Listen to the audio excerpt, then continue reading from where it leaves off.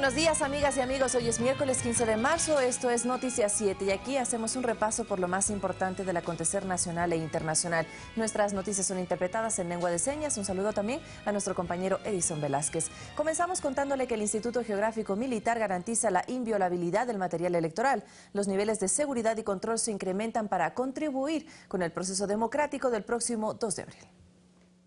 Impresiones con fondo anti-escáner y anticopia, seguridades forenses que incluye tintas de seguridad reactiva al metal, son entre otros los elementos de seguridad que fueron expuestos a los medios de comunicación para reiterar, a través de su director, los niveles de calidad con los que trabaja el IGM. Una institución emblemática en temas de geoinformación y seguridad documentaria. Es el único país de la región que tiene fábricas de documentos soberanos cuyos procesos se han puesto a consideración de papeletas. Estoy plenamente convencido de lo que aquí se hace es absolutamente inviolable. Además, se suma la aplicación de sistemas de seguimiento a través de chips individualizados de radiofrecuencia, con lo que se refuerza dicha inviolabilidad del material electoral, dijo, dispuesto para la población ecuatoriana. Lo contrario sería evidenciar la posibilidad de que a lo mejor la cédula o el pasaporte de los ecuatorianos se puede clonar, y eso no sucede. La custodia y vigilancia en cada uno de los procesos es permanente hasta llegar a Semexpo, con la participación de la Policía Nacional, agentes de tránsito, unidades del CNE y del Instituto Geográfico Militar y la misma custodia militar. Ahí, la empresa Mongar se encarga de armar los kits electorales, nuevamente bajo la custodia militar del Ejército. En la empresa Mongar existe una custodia del Ejército y el Ejército tiene acceso a las cámaras, a todo el juego de cámaras, son más de 100 cámaras que tiene la integradora. Tienen acceso a las IPs y a estar en constante monitoreo vía streaming de las actividades que se generan dentro de la integradora. Eso fue en primera vuelta y será en la segunda vuelta. Las papeletas y documentos electorales para segunda vuelta son 12.816.698. La impresión de dicho material inició el 3 de marzo. La totalidad ya concluyó. En Semexpo se encuentra el material correspondiente a las circunscripciones del exterior y hoy fue trasladado el material de 4 provincias. Eduardo Córdoba, Ecuador TV. La firma Perfiles de Opinión dio a conocer los resultados de su última encuesta que pone a Lenín Moreno en primer lugar de las preferencias del electorado. La muestra fue de 6.000 entrevistas que se hicieron en 23 provincias a personas mayores de 16 años. La directora de la encuestadora, Paulina Recalde, destaca el nivel de decisión del electorado en esta instancia, a diferencia de lo que sucedía en la primera vuelta. El 87% dice que ya decidió por quién votar en la segunda vuelta. Las cifras recogidas dan cuenta de que el presidenciable de Alianza País, Lenín Moreno, encabeza las preferencias del electorado con 51.02%, mientras que Guillermo Lasso del Movimiento Creo tiene el 35.53%. 7.24% dijo que votará en blanco y 6.21% nulo. Comparativamente hablando, hay una mayor intención de voto en la costa, esto en concordancia con lo que pasó además también en la primera vuelta. Para el investigador Carlos Coronel, será crucial lo que hagan los candidatos finalistas para captar los votos el 2 de abril. Pues en primera vuelta, la dispersión de ideas generó confusión debido al número de candidatos. Por ejemplo, hemos encontrado que para 4 de cada 10 ecuatorianos, la campaña o no le aportó nada o no le presentó una respuesta, no le llamó la atención. Esto dice permitirá que tanto Moreno como Lasso consigan atraer votos que tienen su origen en otras vertientes políticas. Desde todas las candidaturas que recogieron votación en la primera vuelta, se han movilizado hacia la candidatura de Lenín Moreno y hacia la candidatura de Guillermo Lasso, en distintas proporciones. Días atrás se difundió otra encuesta de la firma Diagnóstico que daba una diferencia de 12 puntos entre los dos, 48.36% para Lenín Moreno y Guillermo Lasso con 35.70%. Los temas que siguen generando preocupación en la población, según los dos investigadores, son la economía y la generación de empleo. Alexis Moncayo, Ecuador TV. El presidente de la República cuestionó el origen de los recursos económicos para el financiamiento de encuestas electorales a la compañía Cedatos. Según Correa, estos deben ser auditados.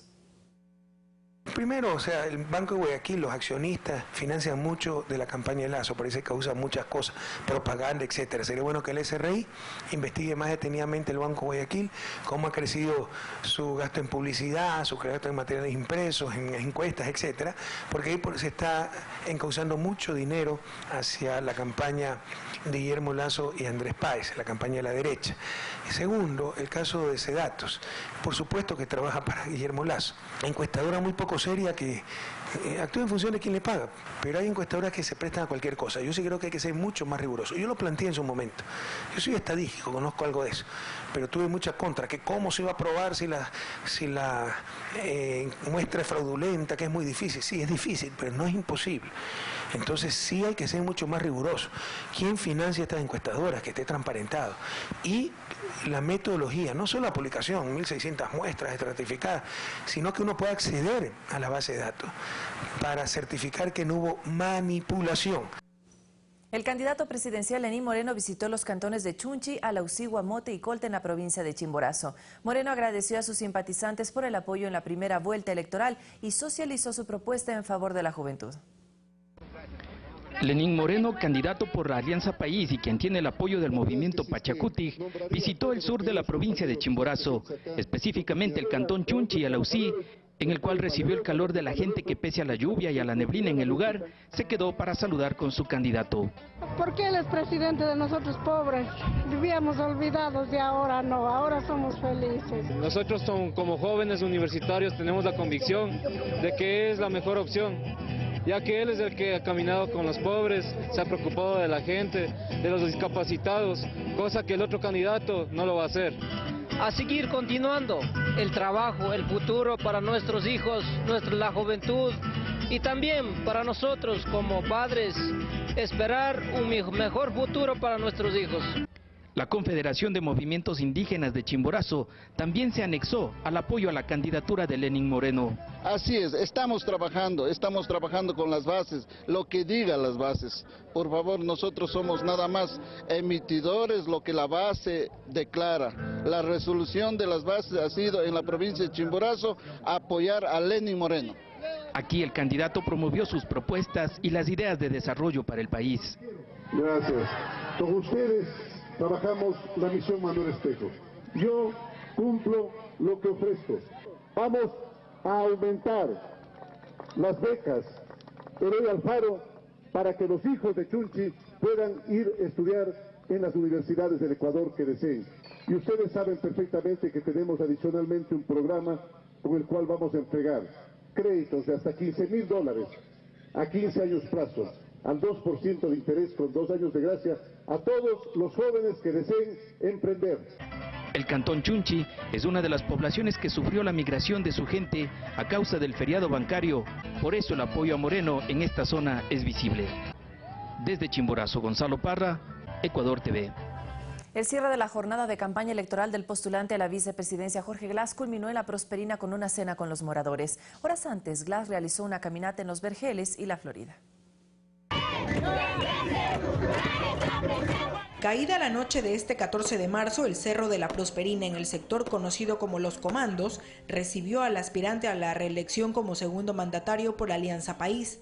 Los moradores habían preparado un arroz con menestra y carne para servirse como merienda junto a Jorge Glass, como un pequeño reconocimiento a su visita y a las obras recibidas en la urbe porteña. Junto a usted, ingeniero Jorge Glass, junto a Lenín Moreno, usted más,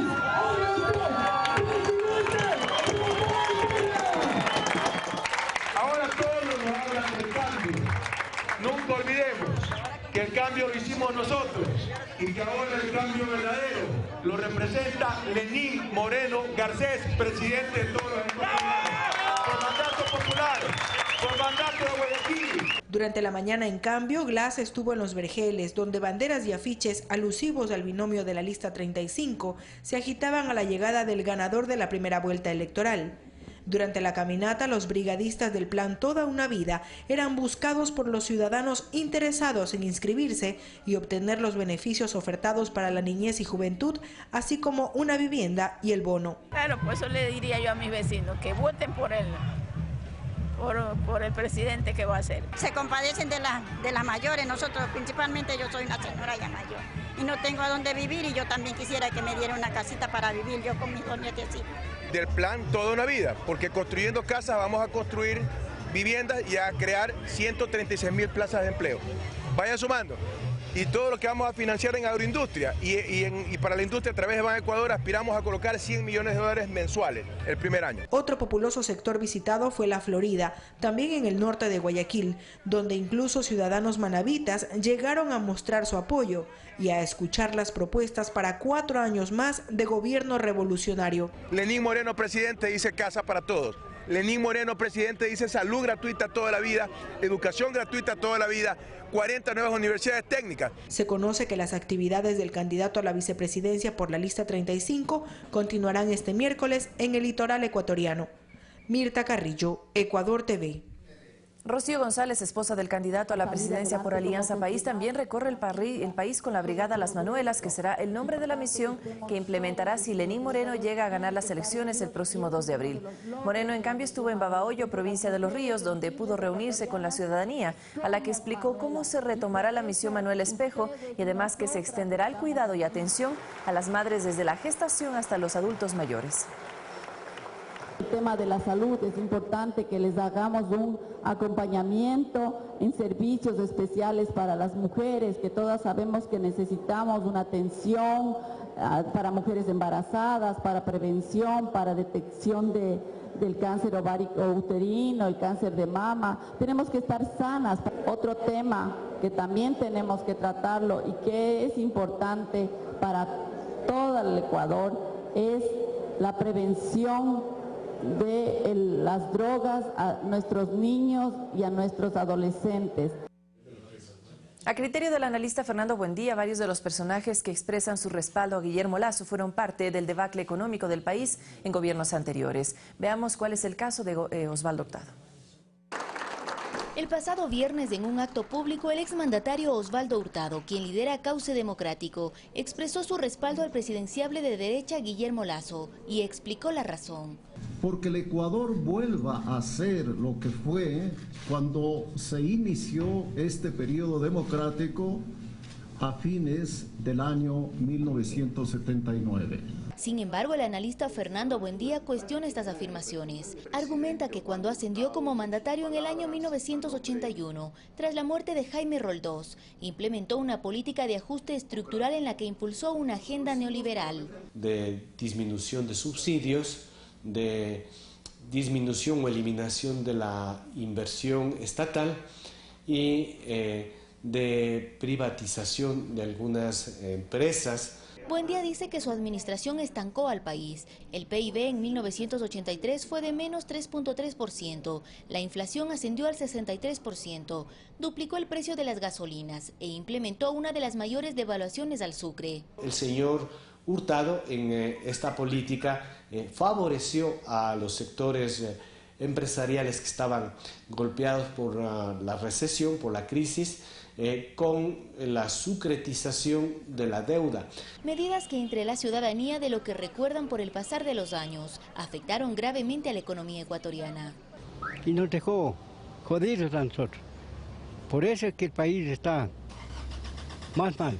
Buendía añade que Hurtado fue parte del gobierno responsable de una de las mayores catástrofes nacionales, el feriado bancario. Él tiene que a los ecuatorianos explicarnos por qué él, que presidió la constituyente del año 97, ¿no?, incorporó la famosa disposición transitoria 42 que autorizaba al Banco Central al salvataje de los bancos. En 2002, Hurtado quiso incursionar nuevamente en la política y participó en las elecciones presidenciales. Sin embargo, tan solo consiguió el 1% de apoyo popular.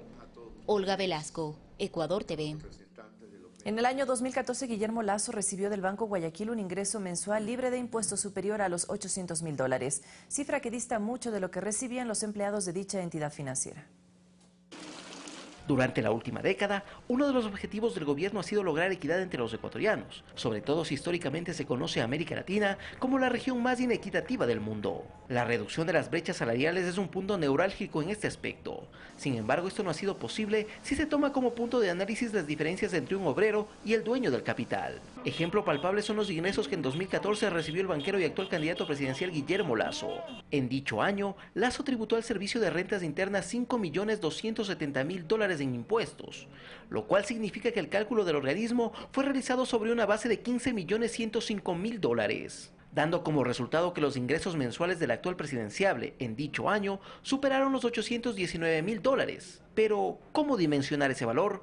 Por ejemplo, si tomamos en cuenta el salario básico actual, que es de 375 dólares, significa que lo ganado por Lasso equivale a lo que perciben 2.184 trabajadores. Con ese mismo salario básico, un trabajador ganaría 4.500 dólares al año, lo cual significa que esta persona necesitaría de 182 años para alcanzar lo que el candidato ganó en un mes durante el 2014. Ya en 2013 el propio presidente de la República, Rafael Correa, solicitó que se regulen las ganancias, que por lo menos en el sector de la banca resulta imposible comparar entre el salario de un ejecutivo con el de un trabajador de menor rango. En dicho año, por ejemplo, un empleado del Banco de Guayaquil en promedio ganaba 972 dólares, esto es 842 veces menos que Guillermo Lasso. En aquella época el SRI puso atención a este tema debido a que la diferencia salarial, a más de afectar las utilidades de los empleados, podría tener como resultado la evasión de impuestos.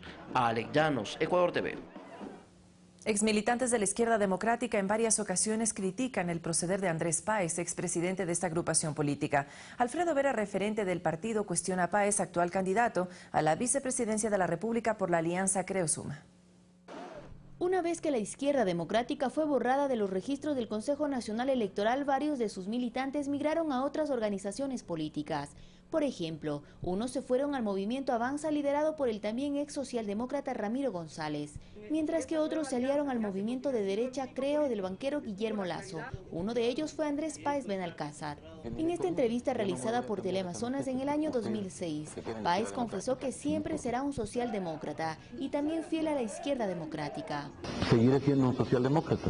Si la socialdemocracia se va, que me avisen a dónde, porque me iré con ella. Yo no me voy a cambiar de camiseta. Pero en la práctica esto nunca lo cumplió. Alfredo Vera, uno de sus máximos dirigentes y referentes de la socialdemocracia en nuestro país, asegura que Páez quiso someter a la izquierda democrática al movimiento Creo. Poco antes de que Páez y otros sujetos traicionaran, entregaran el partido a la derecha.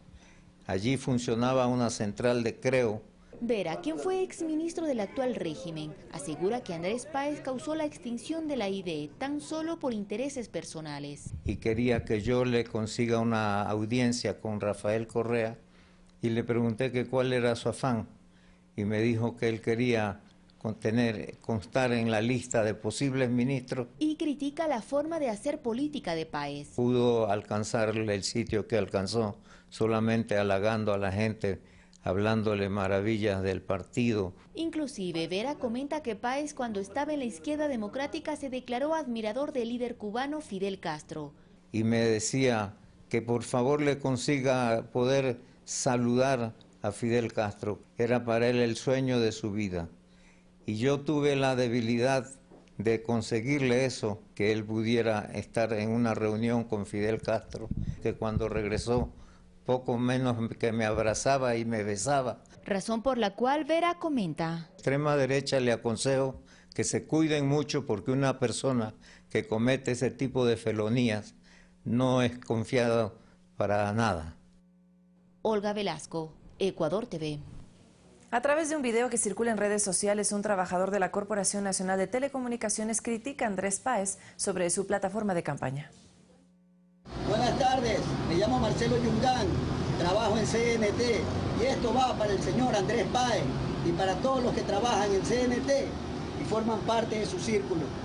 Es 11 de marzo, son las 2:40, hay un sol canicular, estoy metido en un pozo, trabajando para el Estado, para el pueblo.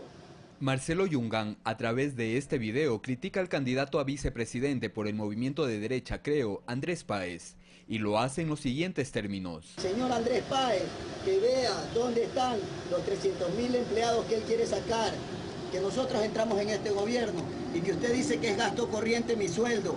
Aquí está, yo sí devengo mi sueldo. ¿Y usted dónde puede devengar 900.000 dólares a mí? Yungán se refiere a un depósito de 900.000 dólares realizado a la cuenta de Andrés Páez en el Lloyds Bank en 2006. Sin embargo, el vicepresidenciable el año anterior, cuando se conoció este hecho, lo negó. Ha habido un depósito de 900.000 dólares aproximadamente en una cuenta mía de Lloyds Bank. Un lamentable error del banco. Este hecho no fue aclarado en su totalidad. En su video, Yungán cuestiona la supuesta posición de Páez en el tema laboral en la actual campaña presidencial. Mostrarle que nosotros nos ganamos nuestro sueldo. Señor Páez, no se meta con los trabajadores. Los trabajadores somos gente honesta, gente que se gana su sueldo. ¿Usted de qué ha vivido que no sea la política? Usted solo ha vivido la política. Nosotros estamos aquí trabajando para sacar adelante este país. Somos la columna vertebral de este país. Finalmente, Marcelo Yungán asegura: Aquí el sustento de mi familia, pero no me puedo quedar callado ante este hombre que dice que los trabajadores no merecemos nuestro sueldo. Un saludo, compañeros. En otro tema, Andrés Páez días atrás en su cuenta de Twitter afirmó que CNT despidió a 500 personas con el objetivo de contratar a nuevos empleados. Sin embargo, inmediatamente dicha empresa estatal lo desmintió vía Twitter en los siguientes términos. Andrés Páez miente, no son 500 despidos, han salido 46 funcionarios en nivel gerencial y operativo, de 7.110 trabajadores. Páez dejó el tema a un lado y no contestó a CNT. Rodrigo Galvez, Ecuador TV. En un reportaje publicitario que fue publicado en el año 2004 en el periódico estadounidense The New York Times, se ratifica la participación directa de Guillermo Lasso en la elaboración del plan económico del gobierno de Lucio Gutiérrez.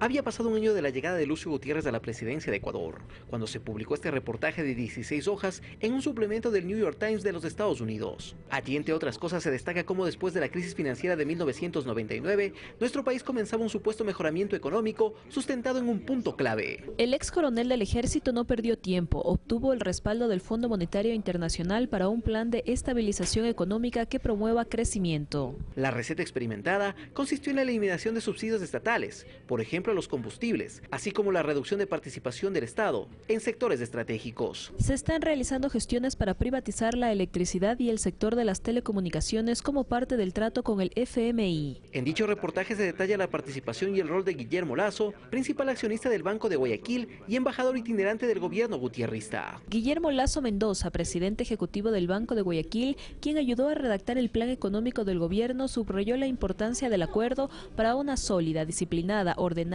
y austera política fiscal. Lasso también auguró estabilidad y un fuerte crecimiento para 2004. En el reportaje del cual el New York Times deslinda cualquier participación de su personal, vuelve a mencionar a Lasso cuando destaca su labor como gerente de la Fundación Terminal Terrestre de Guayaquil en la alcaldía de Jaime Nebot. Y es que otro tema fundamental en el acuerdo con el FMI era un proceso de descentralización. El presidente Gutiérrez ha declarado su compromiso con el proceso de descentralización, que cuenta con el respaldo del Banco Interamericano de Desarrollo y la Agencia de los Estados Unidos para el Desarrollo USAID. Guillermo Lasso trabajó en 3 gobiernos consecutivos. Primero fue superministro de Economía en el gobierno de Yamil Maguad, luego en el de Gustavo Noboa ejerció el cargo de director de la Comisión de Tránsito del Guayas, y en el de Gutiérrez, tal y como se publicó en el New York Times, uno de los ideólogos de su plan de gobierno.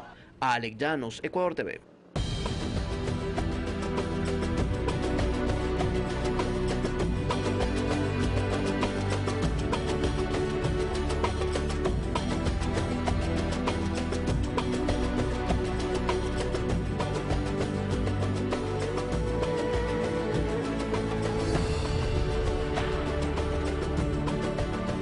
Producto del feriado bancario de 1999, los depositantes perdieron en total la suma de 4.500 millones de dólares, mientras que el aparato productivo nacional más de 8.000 millones.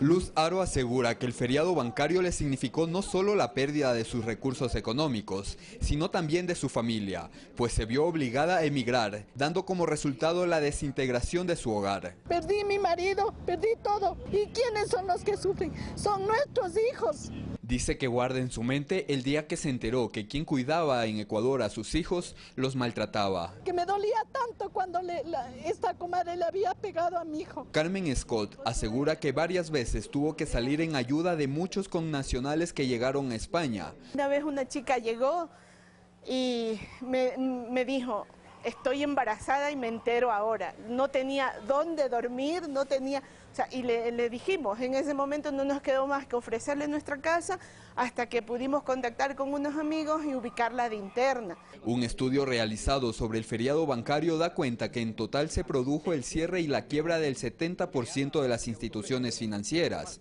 que había a finales de los años 90 en nuestro país. Se estima que para los ciudadanos eso en la práctica significó la pérdida de sus ahorros por la suma de 4.500 millones de dólares. Además, el aparato productivo nacional habría perdido más de 8.000 millones de dólares. Para varios analistas y expertos en el tema, los bancos de la época ganaron dinero a causa del feriado bancario. Compraron certificados de depósitos reprogramados a menos del 40% del valor real y luego los vendieron a la Corporación Financiera Nacional al 100%, es decir, la ganancia por cada certificado fue del 60%. Rodrigo Galvez, Ecuador TV.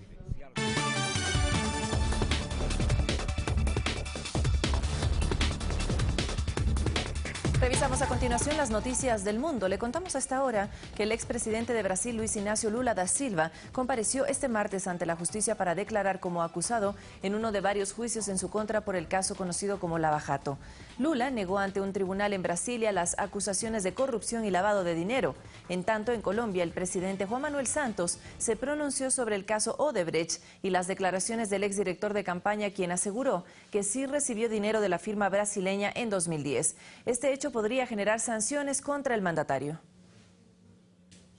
Alerta en Estados Unidos por el paso de la tormenta Estela, que deja 3 muertos. Hasta el momento también la nieve ha superado los 60 centímetros de altura, mientras que los colegios y oficinas cerraron sus puertas. 8.000 vuelos fueron cancelados. Con vientos de más de 90 kilómetros por hora, la tormenta de nieve Estela azota la costa este de los Estados Unidos. Una capa blanca de hasta 70 centímetros cubrió a varios estados en una región con 31 millones de habitantes. Maryland, Virginia, Nueva York, New Jersey y Pensilvania son los más afectados. Las autoridades declararon alerta máxima por riesgo de muerte, lo que les permitirá movilizar recursos. En estos estados, las avenidas lucen vacías y sin tráfico, ya que las escuelas, el servicio de transporte y ferroviario fue suspendido. Además, las oficinas de Wall Street y Naciones Unidas cerraron sus puertas. Las autoridades informaron que 8.200 vuelos fueron cancelados. El mal tiempo hizo que la canciller alemana Angela Merkel posponga para el día viernes su encuentro con el presidente Donald Trump en Washington, que estaba previsto para este miércoles. Estela es considerada una de las peores tormentas en los últimos 6 meses. Al menos 250.000 hogares están sin servicio eléctrico y 3 personas perdieron la vida. Fanny Lara, Ecuador TV. 6 de la mañana con 58 minutos, 1 hora menos en la región insular. Hacemos nuestra primera pausa. Al regresar, nuestro compañero Carlos Rabascal construye pensamiento crítico. Así que sigue nuestra sintonía. Esto es Noticias 7.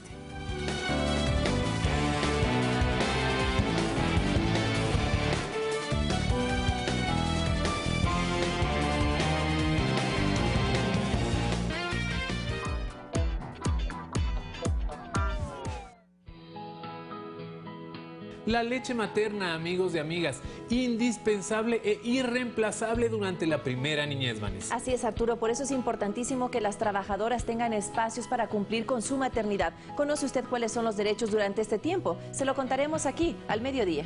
Por supuesto, como siempre, por Ecuador TV. 2 en punto.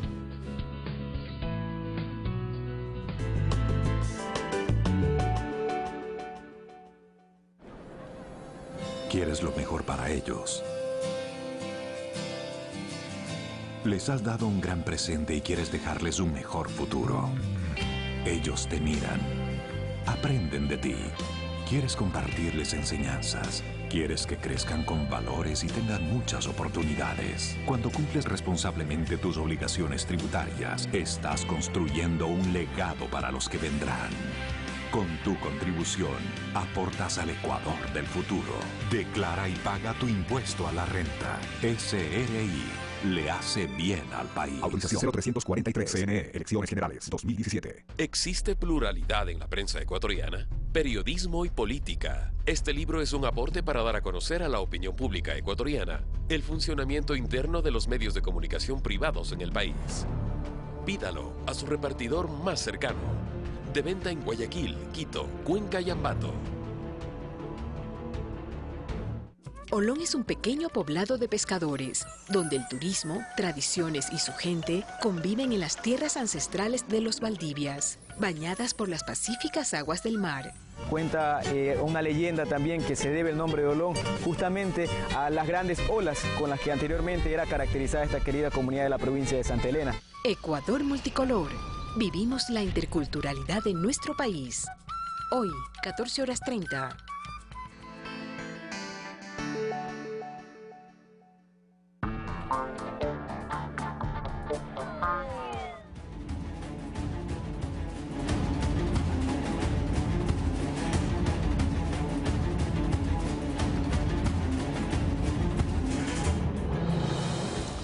buenos días, amigos televidentes, bienvenidos a Pensamiento Crítico en este 15 de marzo del año 2017, día miércoles. Soy Carlos Rabascal.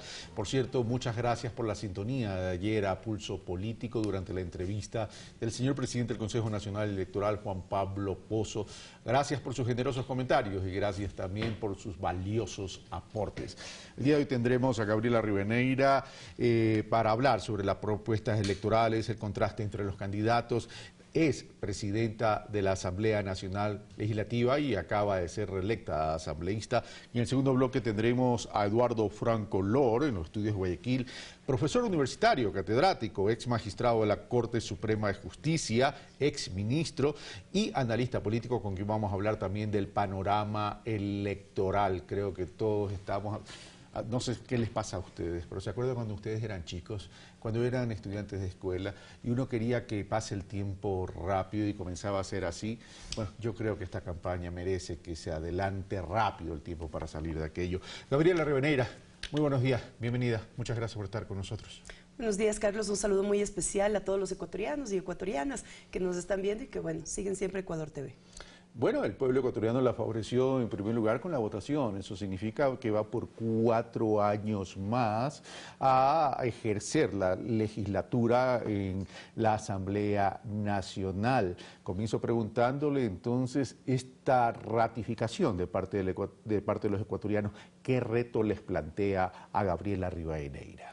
Bueno, sin duda alguna, esta ha sido la demostración de un trabajo en colectivo. Esa es la ventaja de pertenecer a un proyecto que cambia permanentemente, que aquí no tenemos aspiraciones individuales, sino pertenecemos justamente a ese plan de trabajo presentado ante nuestra población y es el plan de trabajo que ha sido acogido por esa mayoría de la población que nos ha dado nuevamente una mayoría parlamentaria para seguir legislando a favor de la gente. Y eso también es parte de haber cumplido lo que en el 2013, hace 4 años, dijimos que íbamos a cumplir. Es decir, más del 90% de nuestro plan de trabajo cumplido a la fecha. Eso quiere decir que lo que decimos lo cumplimos y eso ha dado confianza también en el electorado para que nos concediera nuevamente esta mayoría parlamentaria. Así que sin duda alguna son retos fuertes. Hemos planteado una evaluación muy profunda también de lo que hemos hecho, de lo que tenemos que seguir reformando, actualizando, poniendo a la vanguardia y también lo que hace falta por hacer. Y eso es parte de nuestro plan de trabajo, es decir, la universalización de la seguridad social, que se vuelve un tema fundamental para garantía y la ruptura de las cadenas de pobreza a mediano y largo plazo, así como el tema del emprendimiento para fortalecer salarios dignos y empleo.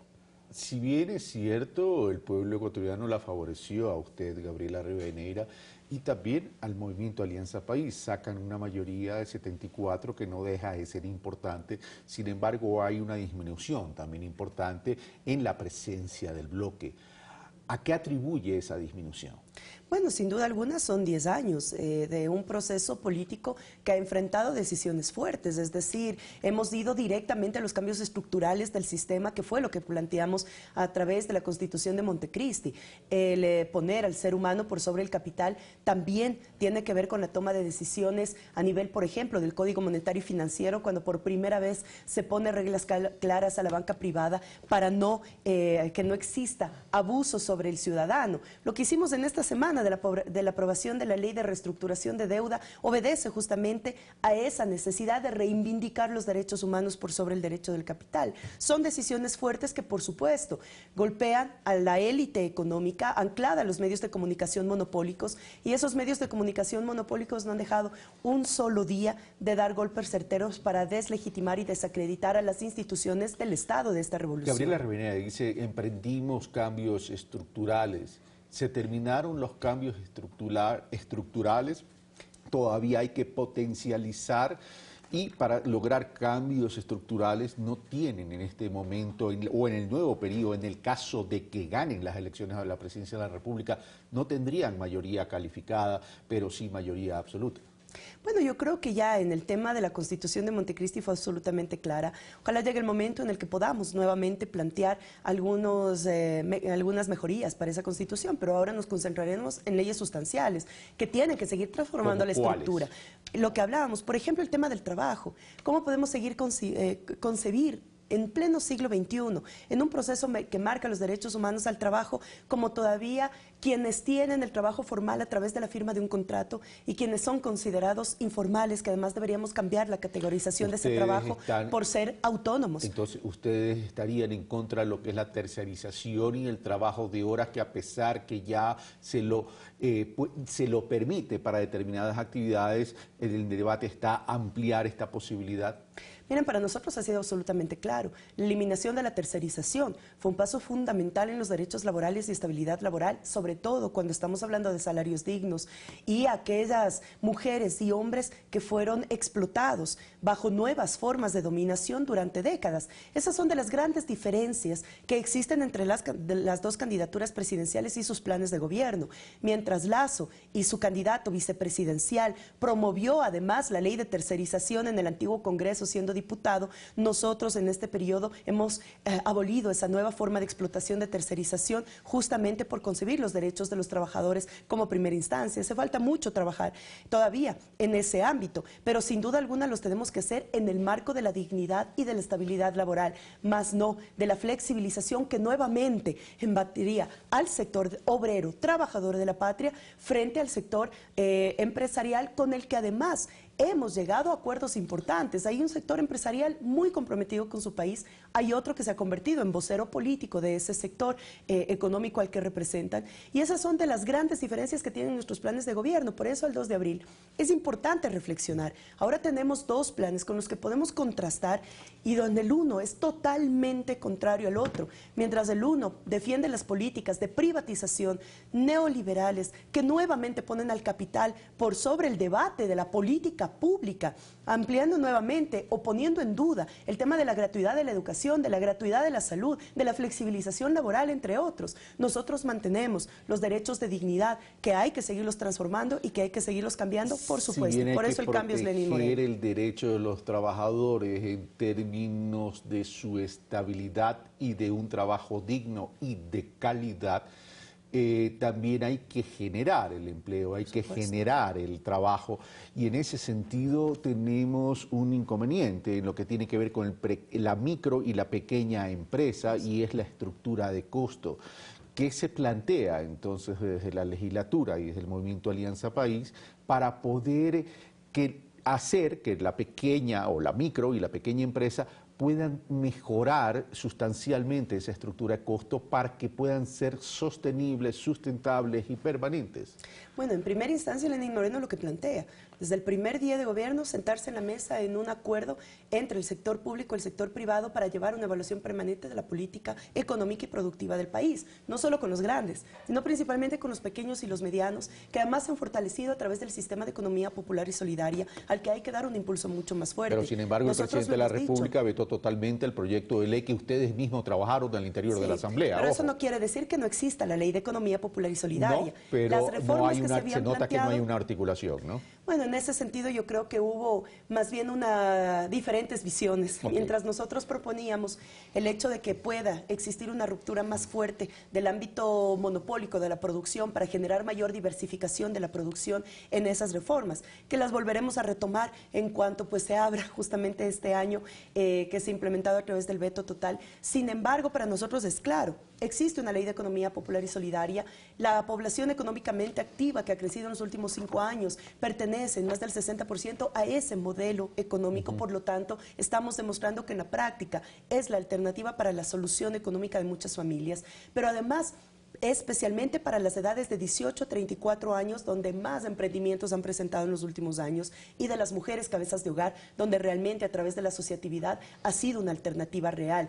Ahí una de las cosas que son absolutamente claras es el tema de la flexibilidad de créditos, de la identificación de cuáles son esos emprendimientos que pueden ayudar a esa diversificación real para que sean sustentables y sostenibles. Es decir, aquí no es que es solamente abrir la posibilidad, sino desde el Estado, tener la obligatoriedad de acompañar ese emprendimiento para que sea exitoso, de brindar facilidades, créditos flexibles, garantía frente al crédito, porque también hay que ser absolutamente claros que cuando hablamos, por ejemplo, del sector agrario y frente al cambio climático, que ahora mismo lo estamos viviendo, cambiados los ciclos de producción, tenemos que sin duda alguna acoplar también la política agraria. Todo eso tiene que ver cuando estamos hablando de empleo, cuando estamos hablando de fuente de ingreso familiar, tanto para pequeña, mediana empresa, tanto para el sector agrario, que para nosotros es un tema de prioridad y no ha dejado de serlo. Y por supuesto es ahí donde tenemos que anclar justamente todas las leyes en temas de economía, de producción y sobre todo de generación de diversificación de la producción. Y en el tema agrario, por cierto, se está presentando un tema que dentro del análisis y del debate no se le está dando la importancia del caso. A mí me gusta siempre analizar en perspectiva hacia el futuro. La población rural, y esto no me voy a cansar de decirlo, pero parece que todavía no se llega a asimilar, se está envejeciendo. Y una prueba de ello es que el promedio de edad de la cartera del BAN Ecuador está arriba de los 55 años. En 10 años vamos a tener un problema serio. Y un problema serio que ni los gobiernos locales, es decir, autónomos descentralizados, llámense estos municipios, consejos cantonales, gobiernos provinciales y el propio gobierno nacional, no está entendiendo esta realidad. ¿Cómo? Desde la Asamblea Nacional, donde usted va a desempeñar un rol importante, no sé si como presidente, no sé si tan solo como legisladora, eso ya el tiempo lo dirá, pero este es un tema que hay que comenzarlo a debatir con la seriedad del caso. Señora No, sin duda alguna, y cuando hemos tratado además no solamente la ley de agua, sino principalmente la ley de tierra, donde estuvo expuesta justamente el tema también del debate de los sistemas de producción, uno de los temas fundamentales que hablábamos con los dirigentes y con los agricultores que participaron en la conformación de esta ley a través de la consulta prelegislativa, es la necesidad de incorporar a las nuevas generaciones dentro del trabajo del campo. No se lo puede hacer si es que no se mejora y se ve realmente el campo como una oportunidad de desarrollo de los seres humanos. Y esa es y sigue siendo la pata coja de la mesa de la transformación, incluso del cambio de la matriz productiva, cuando tiene que entrar directamente a la base de la producción. Y desde ese punto, ¿qué el plan de ustedes dentro de este nuevo periodo? Me refiero ya no solo al legislativo, sino al plan de gobierno de Alianza País, ¿qué está proponiendo para casualmente tomar los correctivos sobre lo que estoy indicando? Primero, todo el tema de tratamiento legislativo sobre todo el ciclo de producción, incluyendo el de comercialización. Si es que mejoramos las condiciones del campo, obviamente va a ser atractivo para las nuevas generaciones estar en el cambio, es decir, heredar también el tema del trabajo agrícola. Pero esto no puede ser únicamente por práctica o por tradición, sino también con técnica, es decir, la tecnificación de las herramientas del campo, de las formas, además de cultivo, de producción, de comercialización, tienen que estar ancladas al siglo XXI.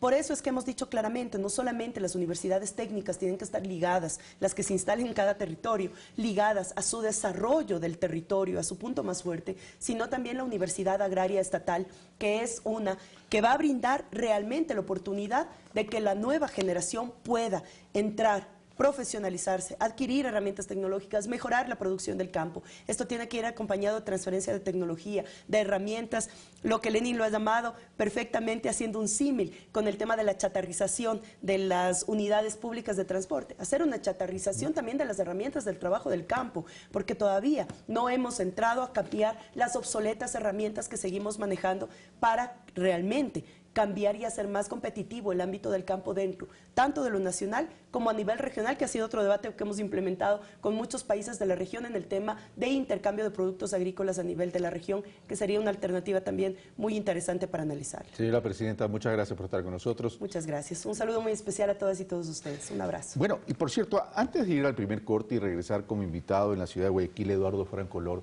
para aquellas personas que me están escribiendo y que me preguntan por qué no he invitado a personas de la oposición, debo decirles que sí lo he hecho. Invité al señor Guillermo Lasso desde octubre del año pasado, tal cual como lo hice con Cintia Viteri. Lamentablemente no aceptaron, y no aceptaron atribuyendo que son problemas de agenda. Aquí yo he tenido la intención de entrevistarlos, pero no puedo hacer nada si es que ellos no aceptan. A ustedes les consta que en mi programa han pasado candidatos y personas de distintos pensamientos y de distintas ideologías. Yo me he caracterizado por eso.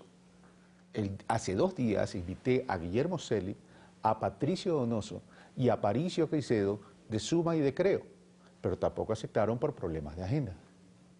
Quiero creer que sea por problemas de agenda, pero en todo caso la intención está ahí. Si no aceptan, pregúntenles a ellos. Venimos de inmediato.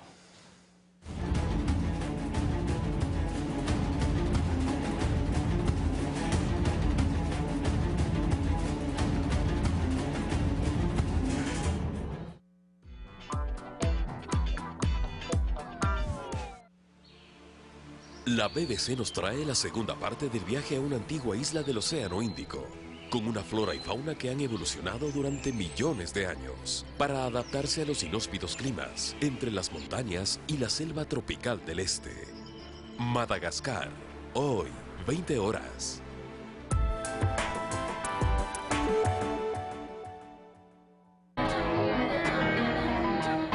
La palabra cambio puede entusiasmar, motivar, pero cuando se le saca el velo al cambio, aparece esto. Siento que estamos por comenzar una etapa maravillosa, que este es el cambio que vamos a hacer juntos. En la Argentina ya echaron a cientos de miles de personas. No es verdad todas las cosas que relatás, yo ya te he dicho que no vamos a hacer ajustes. Nos parecemos en aquellos que mienten y aquellos que cumplen.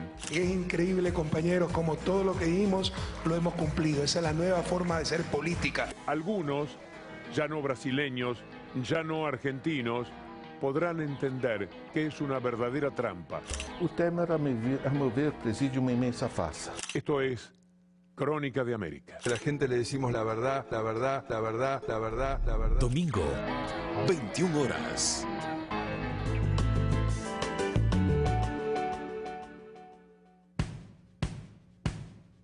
Esto no es un zoológico, es la dura, salvaje y remota naturaleza.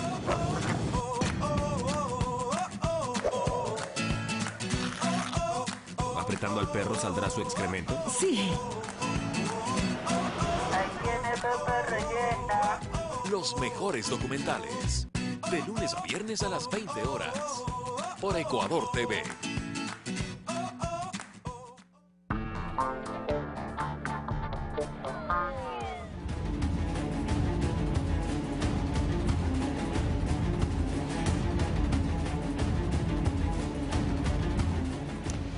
Estamos de vuelta, amigos televidentes. Tenemos la presencia en el estudio de la ciudad de Guayaquil de Eduardo Franco Lor, ex ministro de Trabajo, catedrático universitario y ex magistrado de la Corte Suprema de Justicia, analista político. Eduardo Franco Lor, qué gusto saludarte.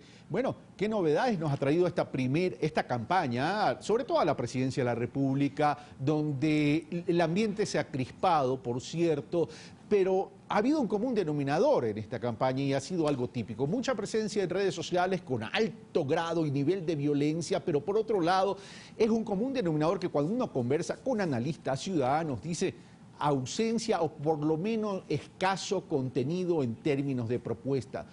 ¿Qué espera Eduardo Franco Lor entonces en esta segunda vuelta electoral cuando estamos prácticamente a 2 semanas y media de las elecciones del 2 de abril del 2017? Eduardo Franco Lor, muy buenos días, bienvenido. Gracias, Carlos, por esta entrevista. Bueno, saludos al pueblo ecuatoriano que nos están viendo en este importante y muy difundido programa. Te felicito, realmente este programa muy democrático. Bueno, yo debo decirte lo siguiente, que esta es una campaña muy atípica y muy especial históricamente, porque viene después de 10 años de un gobierno que ha tenido un gran respaldo popular, eso es indudable, por los triunfos electorales. Entiendo que son 11 triunfos electorales que ha tenido este proceso de la Revolución Ciudadana que ha dirigido el presidente de la República, Rafael Correa. Entonces, siempre en el aspecto político las pasiones se exaltan un poco en la época de la campaña electoral, y cuanto más en esta segunda vuelta estamos viendo una difusión de no propuestas, sino de aspectos demagógicos dichos con una desesperación propia de los perdedores. Realmente vemos, por ejemplo, en el espectro político la presencia del movimiento Alianza País, que ha sido indudablemente el gran triunfador en las elecciones del 19 de febrero.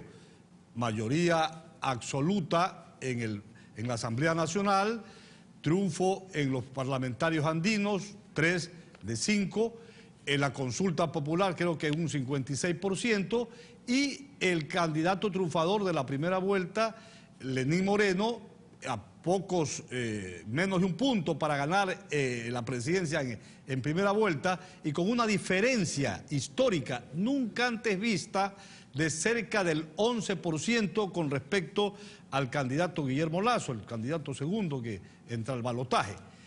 Todo esto mueve a que el espectro político ecuatoriano se haya coaligado, la partidocracia se haya coaligado con el candidato perdedor de la primera vuelta, que es Guillermo Lasso, y ha desnaturalizado, a mi juicio, la propuesta del plan de gobierno, porque obviamente todos estos intereses de las élites, de los partidos de izquierda, de los partidos de derecha, de los partidos de centro, han motivado que ya prácticamente esté demolido totalmente el plan de gobierno que supuestamente ha presentado en la primera vuelta Guillermo Lasso. Estos apoyos de intereses son aspectos que el pueblo ecuatoriano realmente rechaza. ¿Por qué razón? Porque y ve con preocupación que los derrotados de siempre son los que ahora han justamente engrosan filas con el candidato, pero eso le perjudica indudablemente, a mi juicio, como analista, a Guillermo Lasso. ¿Por qué? Porque ellos tienen el hálito del perdedor, ¿no? Ahí está Osvaldo Hurtado, está León Roldós, están los grupos de izquierda, que tienen una ínfimo porcentaje electoral y realmente, a mi juicio, le causan daño. En cambio, en la candidatura triunfante de Lenín Moreno se ve un frescor, un candidato que es un estilo diferente, incluso al del presidente de la República, un hombre de paz, tranquilo, no es confrontador. Lenín Moreno es una persona que dialoga, que conversa, entonces lo vemos un tipo de rostro afable. Entonces, estas visiones distintas, la visión neoliberal, la visión de derecha, de las élites, de la partidocracia, la visión siempre perdedora en los 10 últimos años, con esta otra visión de tener un gobierno que ha significado, y ese es el respaldo justamente y el apoyo que tiene Lenín Moreno, un respaldo de un gobierno de contenido social. Vea usted, por ejemplo, en la propuesta de Guillermo Lasso, que está justamente notarizada, a mi juicio fue un gran error sostener la eliminación de 14 impuestos. Eso va a representar, según los analistas económicos, estudiaba el día de ayer con algunos economistas, representaría la cifra de 3.668 millones de dólares que no va a tener el Estado. El fisco perdería en esta situación. ¿Esto qué va a representar? Que, por ejemplo, haya un despido masivo de cerca del 40% de los servidores públicos. Va a haber una reducción, según se ha sostenido económicamente y estadísticamente establecido, de cerca de 770 millones de dólares para menos para los gobiernos autónomos descentralizados. Ahora, y además, Eduardo, por supuesto, el recorte social va a ser espantoso. Eduardo, o sea, sería un gobierno que no responde a las expectativas nacionales. Analicemos esta propuesta de eliminación de 14 impuestos que podría o pudiesen representar 3.600 millones. Pero eso ya con la realidad de la elección de la Asamblea Nacional, prácticamente le será casi o cuasi imposible poder instrumentar aquello.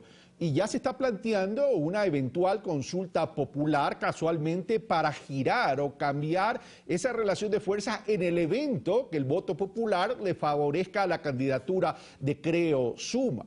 Ahora bien, se habla de una disminución de 14 impuestos con un efecto de 3.600 millones. Pero desde ese lado, desde esa candidatura se dice, esto es para incentivar la inversión, esto es para atraer inversión extranjera. En ese sentido, por el otro lado, Lenín Moreno plantea como efectos de dinamización de la economía el tema de las 350.000 viviendas. Entonces aquí tenemos un común denominador.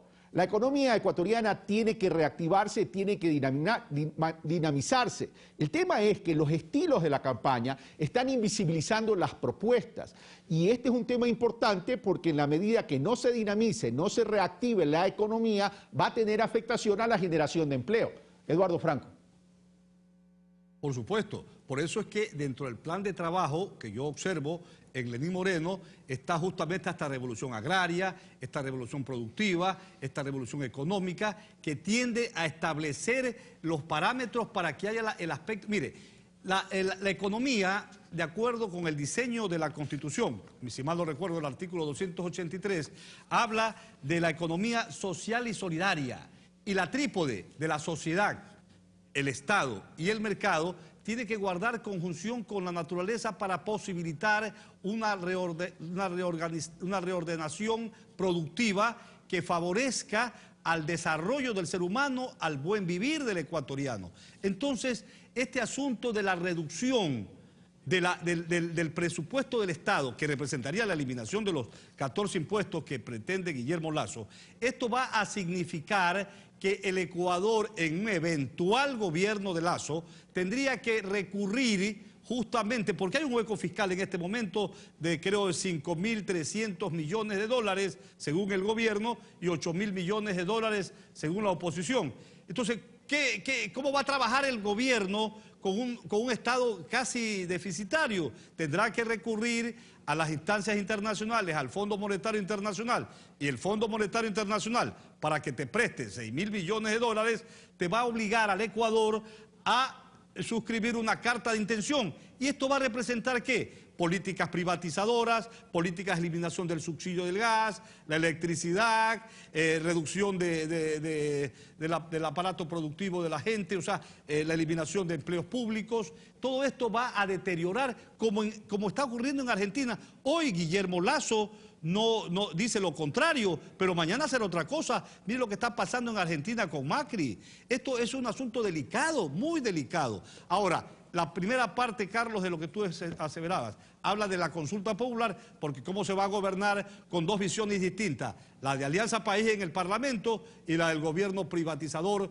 de Guillermo Lasso. En el evento, no sostenido por los análisis ni por las encuestas. Ya ayer salió la encuesta de Perfiles de Opinión que le da un triunfo mayoritario a Lenín Moreno. Pero en ese caso, ¿qué aseveran ellos? Ellos aseveran el candidato, los dirigentes de la candidatura opositora, a convocar vía consulta popular, como tú dijiste antes, a una Asamblea Nacional Constituyente. Pero mire, la Asamblea Nacional Constituyente, de acuerdo con la Constitución, para que el presidente de la República pueda expedir ese decreto y convocarlo, tiene que tener un dictamen previo y vinculante de constitucionalidad, que eso lo otorga la Corte Constitucional.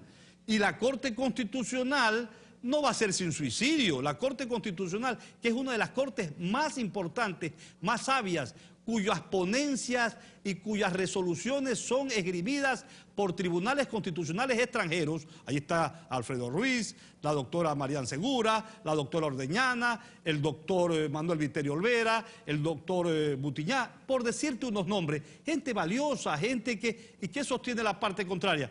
Eliminamos a la Fiscalía, eliminemos la Contraloría, eliminemos la Corte Constitucional, borra y va de nuevo. ¿Dónde estamos? Pero también se está sosteniendo que no se Estado de Derecho. Pero también se está sosteniendo que no se requiere la Corte Constitucional para la convocatoria a la consulta popular e ir a una asamblea constituyente. No.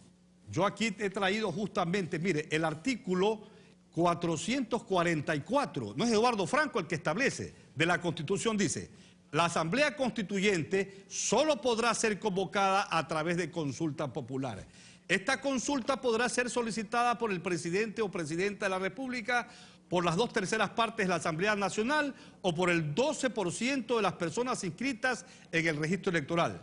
La consulta deberá incluir la forma de elección de las representantes y los representantes y las reglas del proceso electoral, La nueva Constitución, para su entrada en vigencia, requerirá ser aprobada mediante referéndum con la mitad más uno de los votos válidos. Esto dice el artículo 444 de la Constitución. Pero el artículo 438 de la Constitución dice lo siguiente, rapidito le leo.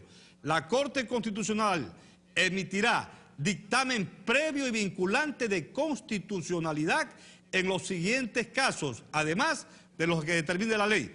2. Convocatorias a consultas populares de carácter nacional o a nivel de los gobiernos autónomos descentralizados. ¿Y por qué razón? Porque puede ser que mañana el presidente de la República, cualquiera que éste sea, no ponga las reglas del proceso electoral o diga, la Asamblea Constituyente emitirá, por ejemplo, la nueva Constitución y no necesitamos que haya un referéndum. Entonces estaría violándose la Constitución. Por eso es que a toda, sin excepción, a toda consulta popular, el artículo 438 dice que se requiere que la Corte Constitucional emita un dictamen previo y vinculante de constitucionalidad. Y ahí sí, el Consejo Nacional Electoral tendrá que dar recurso en el marco de lo que establece la Constitución y la ley a esa consulta a la Asamblea Nacional Constituyente. Siempre será la Corte Constitucional la que dictamine la juridicidad constitucional del decreto presidencial para una consulta popular. Eduardo Franco, otro tema que llamó la atención en estos últimos días es el anuncio de Guillermo Lasso en relación al indulto a los perseguidos políticos. ¿Cómo interpreta Eduardo Franco Lor aquello? Es una cosa realmente vergonzosa. Decir eso es vergonzoso. Establecer esto es establecer que venga Magua, pues. Que venga Magua, que causó el desastre económico hace 18 años con el feriado bancario. Es que él fue superministro justamente del gobierno de Magua. El feriado bancario que fue diseñado justamente desde la Constitución del 98 con esa famosa disposición transitoria 42. Es que el doctor Hurtado, que era el presidente de la Asamblea Constituyente, le interesaba esto. Acuérdense que él tuvo un gobierno desastroso donde se dilapidaron recursos económicos del pueblo ecuatoriano del Estado con la famosa sucretización, que dio dinero a las empresas, a las grandes empresas privadas para salvarlos. Entonces eso fue una cosa terrible ese gobierno y por eso que el pueblo siempre ha rechazado a este personaje. Entonces, ¿qué es lo que pasa? Que darle el indulto a todos estos delincuentes políticos es una actitud vergonzosa porque el Ecuador vive en un ambiente democrático y el indulto es un perdón presidencial en el marco de lo que establece la ley. Cuando hay delitos atroces, ningún presidente de la República en ningún gobierno del mundo ha dado un indulto para personajes políticos que han significado, digamos, que han hecho delitos execrables. Y esto realmente es una cosa lamentable porque esto ha significado que se disminuya ya el poco porcentaje que tiene la candidatura de Lasso. Lo que pasa es que él puede ser una gran persona. Yo creo que es una buena persona.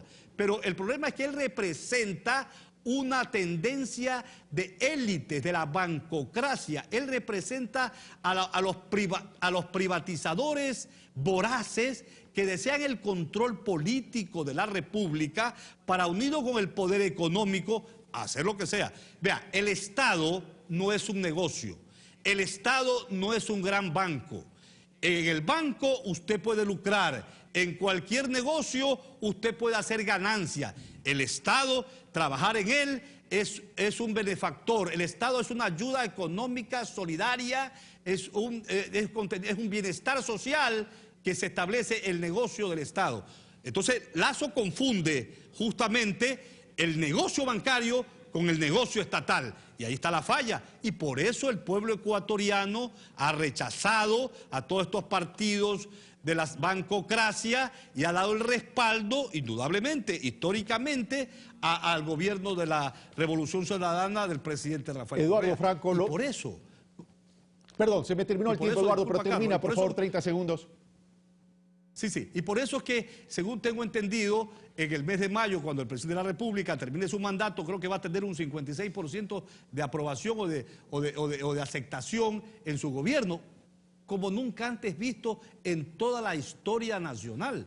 indudablemente que ese respaldo, que ese apoyo, que esa obra social es la que ha beneficiado y está beneficiando a una tendencia democrática, una tendencia de continuidad social que representa a Lenín Moreno. Eduardo Ese Franco es mi juicio, a mi manera de ver. Yo no soy afiliado a ningún partido político, no conozco al presidente de la República, no conozco a Lenín Moreno, soy un simple profesor universitario y abogado en ejercicio y seguiré como tal en cualquier gobierno, sea del señor Lasso, que lo dudo que triunfe el 2 de abril, y estoy seguro que va a triunfar Lenín Moreno, pero yo seguiré en la cátedra universitaria. Eduardo Franco Lor, muchas gracias por estar con nosotros y, por cierto, para recordar quién es Eduardo Franco Lor, profesor universitario, catedrático, es magistrado de la Corte Suprema de Justicia, ex ministro de Trabajo en la administración de Sixto Durán Ballén. No, fui subsecretario de Trabajo del Litoral con el doctor Alfredo Corral Borrero desde el año 1992 a 1996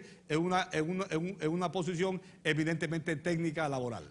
Bueno, hecha esa corrección, en todo caso, pero el periodo es el correcto. Eduardo Franco, un fuerte abrazo y qué gusto de verte a los tiempos. Bueno, antes de terminar, amigos televidentes, insisto a los que me siguen insistiendo de por qué no invito. He invitado, pero yo no puedo hacer más, no puedo traerlos de la mano. El que quiere aceptar, que acepte y que venga y que esté dispuesto, por ejemplo, a debatir en un panel con Javier Zabalaegas, con Eduardo Franco Lor, con otros analistas, pero sobre temas que debemos visibilizar dentro de la propuesta de la campaña. Por ejemplo, en este último punto sobre el tema del indulto a los perseguidos políticos, a mí sí me gustaría saber cuál es la definición que le da Guillermo Lasso en el evento que llega a la presidencia de la República de perseguidos políticos. Por ejemplo, ¿quiénes se beneficiarían? ¿Se beneficiaría Yamil Maguad, como dice Eduardo Franco Lor? ¿Esto estaría orientado a Roberto y William Isaías? ¿Estamos hablando de Fernando Villavicencio? ¿De quiénes estamos hablando? Porque yo creo que esto ya no es cuestión de enviar mensajes incompletos, sino que hay que identificar y determinar de forma puntual. Como por ejemplo, ¿cómo vamos a generar empleo? Tanto para Lenín Moreno como para Guillermo Lasso. Si vamos a generar empleo en las cantidades que quieran, díganos cómo van a hacer crecer la economía y en qué niveles se va a hacer crecer la economía y de qué forma consistente y sostenida. Si queremos reducir la pobreza, ¿cómo lo vamos a hacer? Si queremos volver los ojos al campo, ¿cómo vamos a implementar políticas y en qué consisten esas políticas para reactivar el campo? Vamos a dejar hablar tan solo la agrícola para comenzar a hablar de lo agropecuario y a lo mejor en una dimensión mucho más amplia en términos de lo rural. ¿Cómo vamos a resolver el problema del envejecimiento de la población rural, de disminuir el promedio de edad de los créditos que se otorga desde la banca pública en Ban Ecuador? Porque es una realidad. Si la población rural está envejecida, ¿quién va a solicitar el crédito? La población envejecida. De aquí a 10 años, ¿qué va a suceder? Vamos a tener a quién colocar el crédito para que se pueda trabajar. Es decir, hay muchos temas estructurales y sociales que hay que debatir. Señores, no nos dejemos llevar por las redes sociales y por la violencia. Si queremos tratar los temas, tratémoslos con seriedad. Ustedes, señores candidatos, no están concursando para una elección de simpatía o de adeptos. Están concursando para la presidencia de la República. Y la presidencia de la República conlleva una gran responsabilidad social con los 16 millones de ecuatorianos, los que viven en el Ecuador y los que viven fuera. Esto fue Pensamiento Crítico, soy Carlos Rabascal.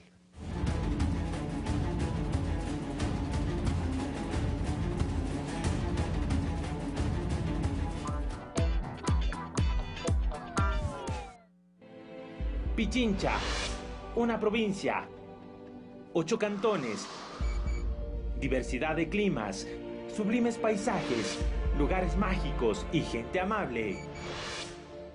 Una provincia que te invita a experimentar nuevas emociones, a descubrir la grandeza de su cultura y el color de sus atardeceres. Ahora, la voz de su gente, Pichincha Informa. Todos los jueves por Ecuador TV a las 8:30 de la mañana. Y su reprise todos los sábados a las 14 horas.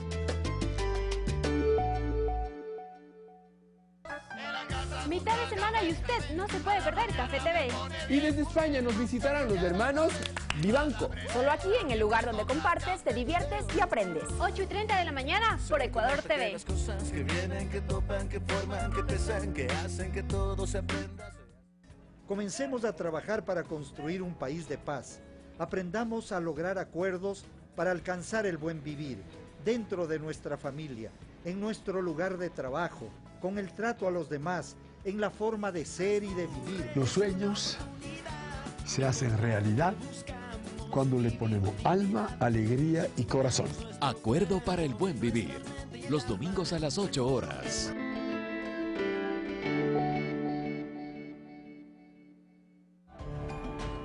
Manuela Sáenz, la libertadora del Libertador. Esta quiteña ocupa un puesto importante en nuestra historia. Participó en el proceso independentista y defendió el amor que sintió por Simón Bolívar. Mujer tenía que ser.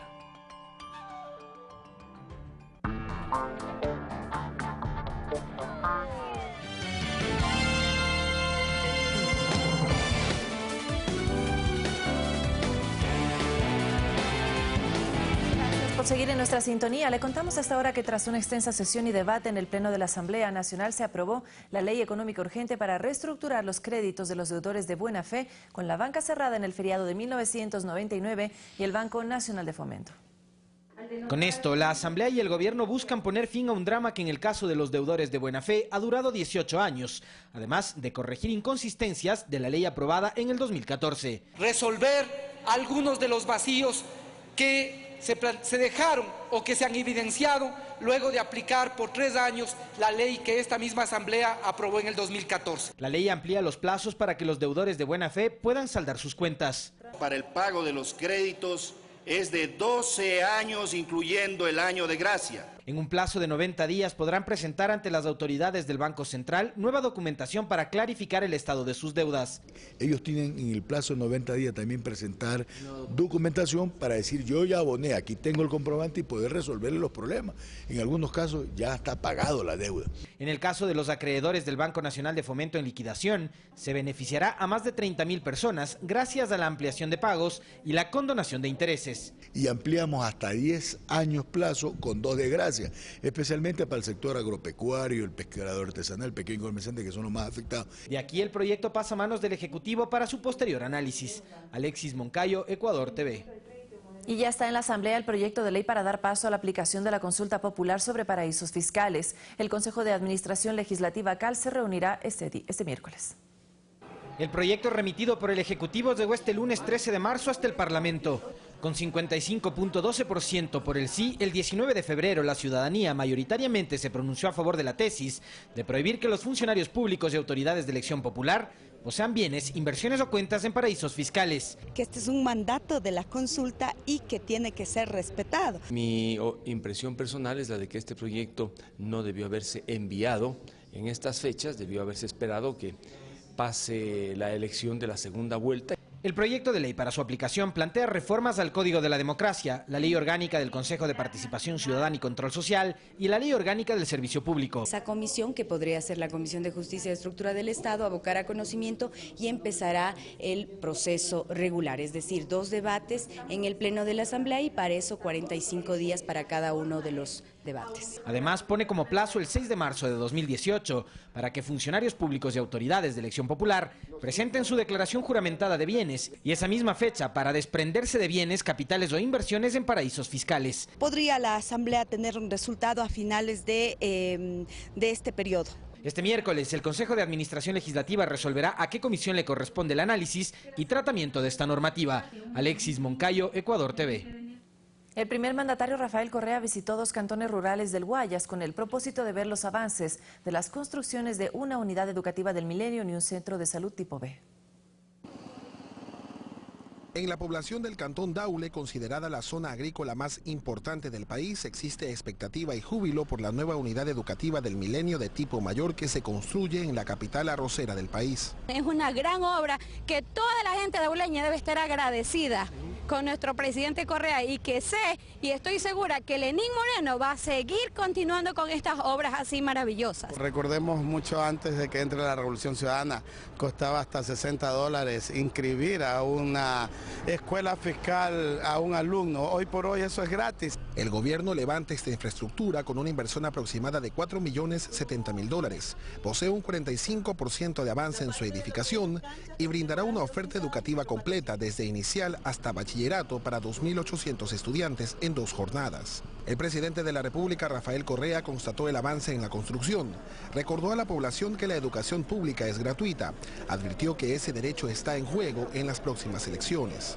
Miren la propuesta de la derecha, de colegios privados. A los pobres le dan voucher, unos cheques para que paguen la pensión y ellos escogen los colegios y así se ponen a competir los colegios. Todo eso es fantasía y nos están proponiendo la privatización de la educación, volver a cobrar las universidades públicas cuando esa ha sido una de las llaves, de las claves para romper el círculo perpetuo de la pobreza, compañeros. Posteriormente, el jefe de Estado se trasladó al Cantón Novol, donde se levanta el Centro de Salud Tipo B con una inversión de $2.460.000. Actualmente la obra registra un 70% de avance en su edificación. Aquí está el gasto público que se critica, aquí está la inversión, porque esto no es gasto, ustedes no son gasto para nosotros ni para nadie, los ecuatorianos somos inversión, nosotros hemos decidido invertir en nosotros mismos, invertir en nuestros niños, invertir en nuestras madres. Como este se construyen otros 100 centros tipo B en todo el país. En su intervención, el primer mandatario criticó la propuesta de gobierno del movimiento de derecha Creo, que plantea zonas francas de salud. Considera que esta es una estrategia para privatizar la salud pública. No se construía, en 30 años no hicieron un hospital en este país, al menos en las grandes ciudades, Guayaquil, Quito. Pero se hicieron zonas francas en Cumbayá para que vaya el hospital de los Valles. Cuando yo llegué al gobierno, el hospital de los Valles era una zona franca. Pero no fue para el sur de Quito, no fue a los barrios pobres, fue a Cumbayá, barrio Aniñado, porque este es el negocio. Y el negocio para esa gente es que nuestro pueblo se enferme para cobrarle por la curación. Así se desarrolló la agenda de actividades del presidente de la República, Rafael Correa, este martes en la provincia del Guayas. César Eduarte, Ecuador TV. Las cifras económicas actuales confirman que el país se encuentra en recuperación luego de sufrir una desaceleración debido al impacto por la baja en el precio del crudo en el mercado internacional. El ministro de Finanzas, Diego Martínez, mencionó que el país proyecta cifras positivas para el primer trimestre del año, lo que se traduce en un crecimiento económico para el país. Lo que ha hecho el gobierno del presidente Correa fue algo completamente diferente, sin trasladarle el costo de esa recesión vía, por ejemplo, incrementos de tarifas y demás a la población, sino que fundamentalmente cuidando que haya un buen más sostenimiento de la capacidad adquisitiva de los ecuatorianos, un buen sostenimiento de los salarios y sin afectarlos.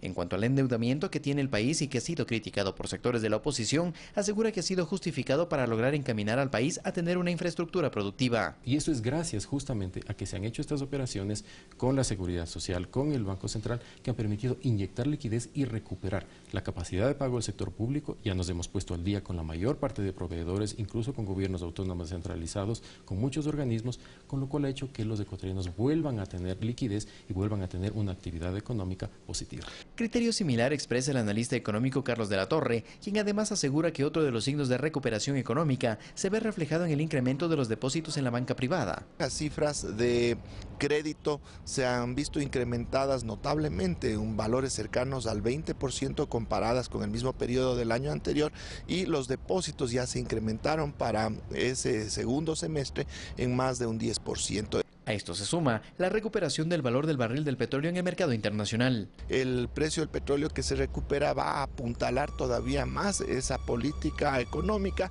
y permitirá que el Ecuador retome esa senda que ya tenía años atrás, con tasas de crecimiento de su producción que van a ser muy importantes y van a estar por encima del promedio de América Latina. Las cifras oficiales del primer trimestre se conocerán a finales de este mes.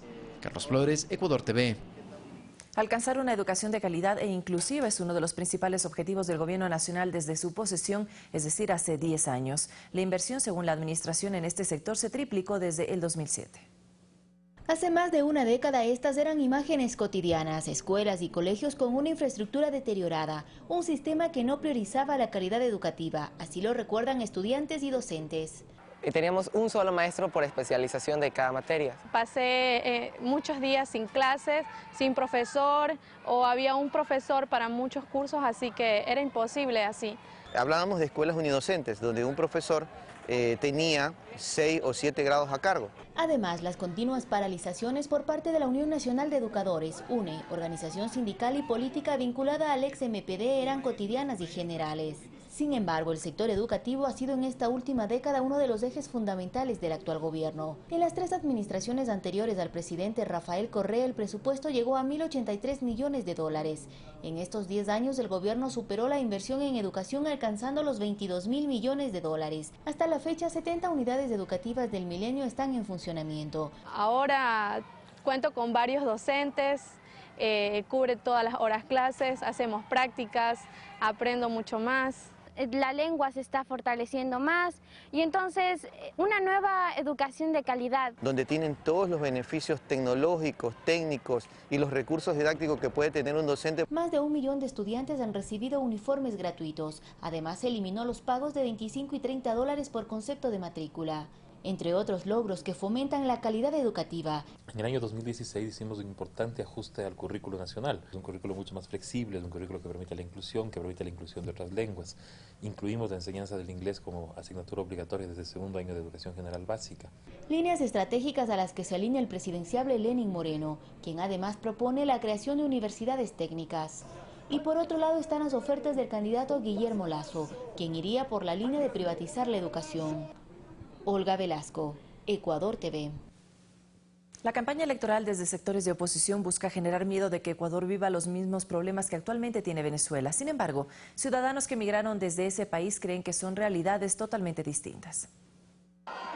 Actores de oposición aprovechan la compleja situación que se vive en Venezuela para crear una matriz de opinión basada en el miedo. Para el ex candidato presidencial chileno Franco Parisi y doctor en economía, está claro que son 2 realidades totalmente distintas. Yo estuve acá hace más de 15 años y el cambio que estoy viendo es muy positivo y me alegró mucho. Que yo lo veo más cercano a Ecuador, a un Uruguay, a un Chile, de lo que algunos proyectan de una cercanía más a Venezuela. Básicamente en la dinámica de la economía. Conversamos con ciudadanos venezolanos sobre su elección de emigrar a Ecuador y coinciden en varios puntos. La inserción profesional aquí, porque el Estado lo permite, es bastante sencilla. Hay bastante empleo en ese momento cuando vine y bueno, me pareció el mejor país para venir. Pues. Que los dólares en Venezuela se cotizan muy fuerte y entonces mandarle 50, 100 dólares a la familia es muy bien recibido allá. Los 3 consultados son enfáticos en señalar que la situación de Venezuela actualmente es complicada debido a muchos factores, pero que no es comparable a la de Ecuador. No, nada de eso, ni abastecimiento, ni seguridad. Comparado con Venezuela, no. Indudablemente siento una recesión, más no siento que haya ese tipo de problemas. Aquí sigue habiendo, digamos, importaciones normales. El Ecuador viene de un problema distinto, venía de una convulsión política enorme y ahora ha tenido sosiego, tranquilidad, paz, pero los actores políticos siguen estando y yo creo que eso es fundamental. Yo creo que hasta ahora yo no me he sentido ni en la misma situación de riesgo ni en la misma situación en la que yo viví en mi país de origen. Si bien la migración es un fenómeno social complejo, Edgar López, médico cardiólogo, quien se encuentra en Ecuador desde hace 10 meses, se siente bien recibido y lo ve como un país de oportunidades. Yo realmente tengo una vida bastante plena en esta ciudad. Por lo menos en mi experiencia, los profesionales extranjeros tenemos todas las libertades para trabajar, para opinar, para hacer todo lo que hemos aprendido en el desarrollo de la función pública o de la función privada. A José Orenzo, quien llegó hace varios meses acompañado de su esposa, ambos profesionales, le ha costado un poco más insertarse al campo laboral. Vivo con lo justo, pero vivo cómodo. Otro caso es el de Roger Cárdenas, quien llegó hace 15 años a Quito y hoy es dueño de 3 locales de comida venezolana. Si bien siente que hay una recesión económica, este año abrió un nuevo local en el que emplea a ecuatorianos y venezolanos. Sofía Montoya, Ecuador TV. Mediante decreto ejecutivo 1338, el presidente de la República renovó por 30 días más el estado de excepción que rige en las provincias de Manabí y Esmeraldas, afectadas por el terremoto del pasado 16 de abril. La disposición entró en vigencia de inmediato y, entre otras cosas, autoriza al Ministerio del Interior a no permitir el ingreso a las estructuras dañadas por el movimiento telúrico que puedan constituir un riesgo a la integridad física de los ciudadanos.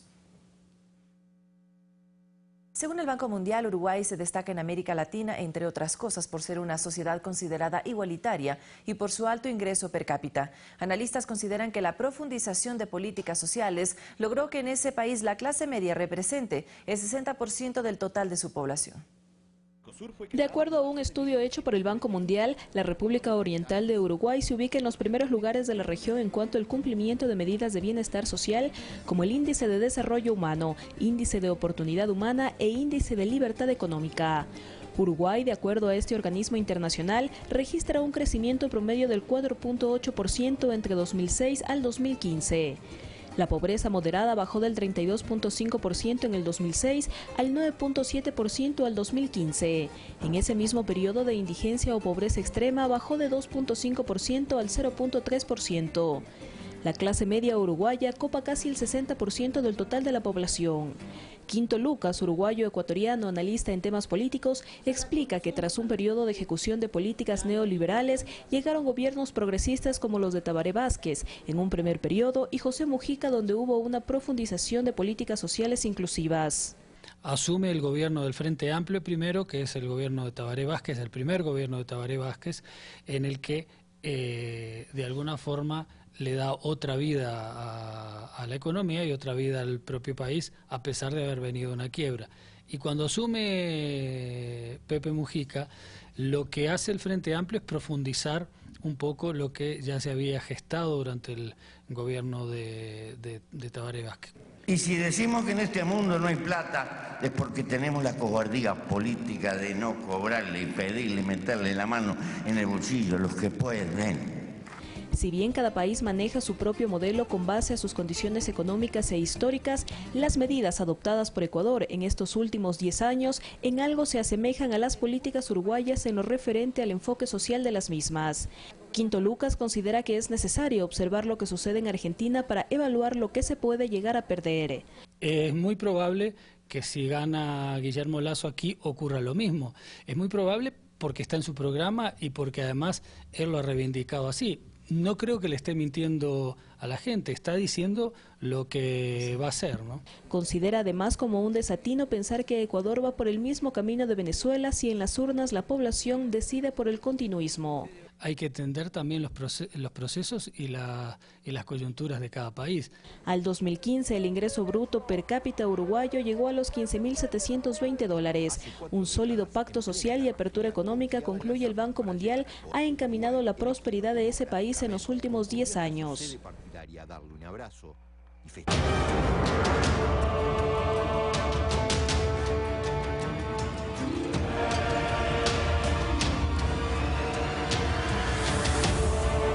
En redes sociales circula un video en el que se presentan varios testimonios de ciudadanos que cuentan lo que se vive actualmente en Argentina con la aplicación de medidas impulsadas por el gobierno de Mauricio Macri. En un poco más de 15 meses en el poder, Mauricio Macri ha tenido que enfrentar manifestaciones de varios sectores de Argentina que rechazan sus medidas económicas de corte neoliberal. En redes sociales circulan videos como este, con testimonios de lo que se vive actualmente con el gobierno de derecha. Te van a decir que no va a haber tarifazos, que no va a haber despidos, que todo va a cambiar. Mentira. En mi país, el gobierno neoliberal hace que de nuevo los chicos pasen hambre. Nuestros centros comunitarios, nuestros comedores, vuelven a llenarse de chicos con la panza vacía. Situación que consultamos a Oscar Parilli, exfuncionario del régimen anterior, quien ve con preocupación lo que ocurre en la Argentina.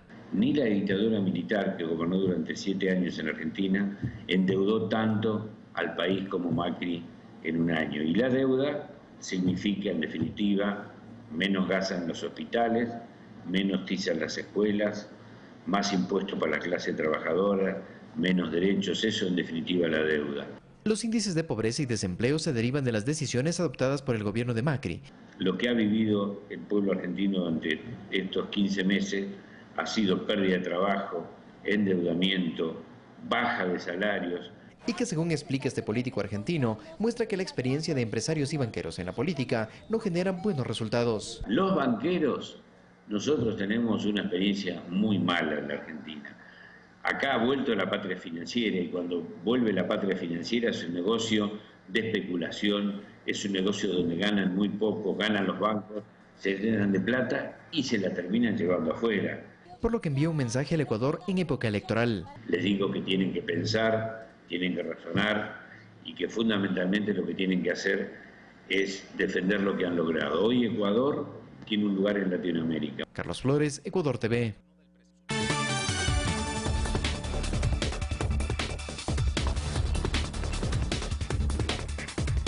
Encuentran un cementerio clandestino con 250 cráneos en México, mientras que en Colombia el cultivo de coca se incrementó en el último año. Las FARC se comprometen en la ayuda para la erradicación de cultivos ilícitos. Aquí nuestro resumen de noticias internacionales. El Senado de Colombia aprobó el proyecto que crea la Jurisdicción Especial para la Paz, Sistema de Justicia Transicional, en el que serán juzgados los guerrilleros y uniformados de acuerdo a lo pactado en el proceso de paz. En otro tema, el cultivo de coca en este país se disparó en 2016 a niveles sin precedentes tras casi 2 décadas de esfuerzos millonarios por acabar con el narcotráfico. Según las estadísticas difundidas por el gobierno de los Estados Unidos, Colombia cerró el 2016 con 188.000 hectáreas de cultivos ilícitos, 18% más que en 2015. Las FARC se ha comprometido en ayudar con la erradicación.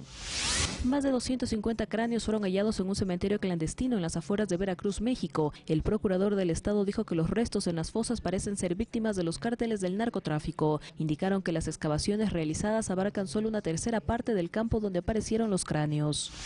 La policía de Brasil encontró en 2 vehículos robados en una favela 12 maletas que contenían 40 millones de bolívares. En diciembre pasado, el presidente de Venezuela, Nicolás Maduro, denunció que mafias colombianas estaban detrás de la extracción de bolívares. Este miércoles se cumplen 6 años desde que comenzó la guerra civil en Siria. Este hecho deja hasta el momento 470.000 muertos, 11 millones de desplazados, 13.5 millones de personas que necesitan ayuda humanitaria al interior del país. Estos datos fueron revelados por la organización Acción contra el Hambre. En este tiempo se ha violado el alto al fuego, mientras que las conversaciones de paz en Ginebra continúan sin resultados. Fanny Lara, Ecuador TV. Son las 8 de la mañana con 2 minutos. Es momento de despedirnos, pero la información continúa. ¿Qué pasa en cada una de nuestras localidades? Se lo contamos a continuación. Llega de la mano de Eduardo Córdoba y Guadalupe Ayoví en Quito y Guayaquil respectivamente. Excelente jornada para todos y para todas.